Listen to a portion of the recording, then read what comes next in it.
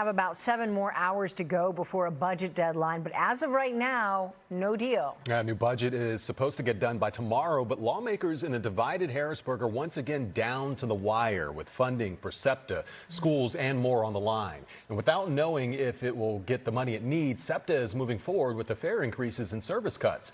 NBC 10 political reporter Mayk has been monitoring the budget discussions and the impact as this deadline nears. Lauren.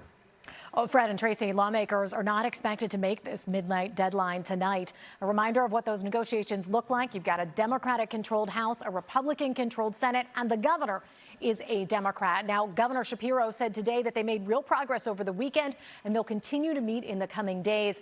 Lawmakers have gone past this deadline in the past, and there is some cushion before it impacts people, but it does mean more uncertainty.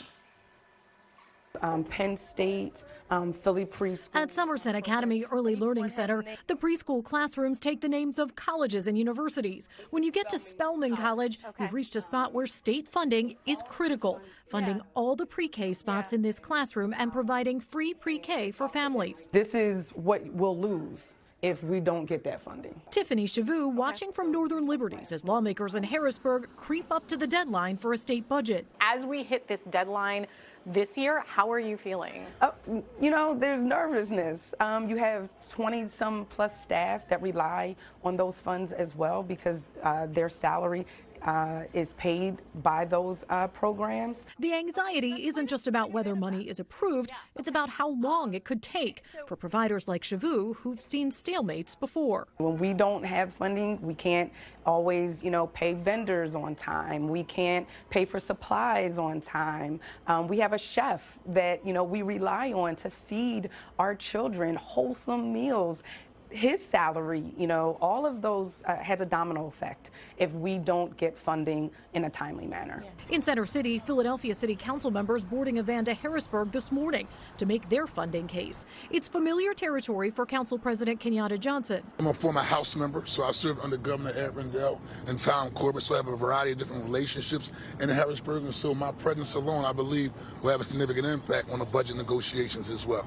Council members lobbying in particular for SEPTA funding as the transit agency gets ready to slash service and raise fares later this summer. So we're going to meet with Senate Republicans today to advocate on the importance of SEPTA funding and how important SEPTA is to not only the city of Philadelphia, but also our region. I think we have to try. I think we have to try and see what comes of those conversations. Back at Somerset Academy, the fate of SEPTA funding could also affect life here. We have 2 SEPTA routes right in front of Somerset. Soon it could get more expensive for staff and parents to get here if SEPTA's plan moves forward. We have a gym and then this.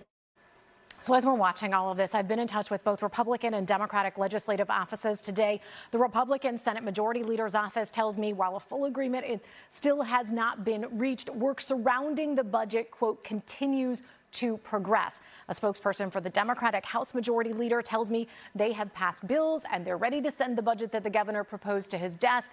But she says they do acknowledge in divided government, they have to work together to pass a compromise. And she says they are waiting to see what the Senate can pass.